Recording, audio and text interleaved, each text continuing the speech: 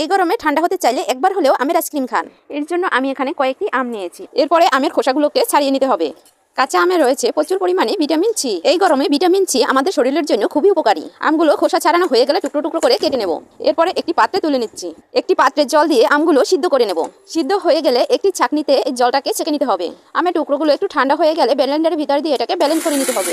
এখন এর ভিতরে আমি 2 চামচ পরিমাণে চিনি দিয়ে দেবো আর তার সাথে দিয়ে দেবো 1 কাপ পরিমাণে জল। তারপর এটাকে ভালোভাবে মিক্সার করে উঠিয়ে নিতে হবে। মিশ্রণটি একটি পাত্রে ঢেলে এর ভিতরে গ্রিন ফুড কালার দিয়ে মিশিয়ে নেব। আমার আগের ভিডিওতে কমেন্ট করেছে মধুমিতা মুর্শিদাবাদ থেকে, টেলিং স্টোরি ইতালি থেকে, মোহনা বাংলাদেশ থেকে, আরো অনেকে। সবাইকে অসংখ্য ধন্যবাদ। মিশ্রণটি মিশানো হয়ে গেলে একটি আইসক্রিমের মোল্ড নিতে হবে। মোল্ডের ভিতরে এই মিশ্রণটি এবার দিয়ে দিচ্ছি। দেওয়া হয়ে গেলে 12 ঘন্টার জন্য ফ্রিজিং করতে হবে।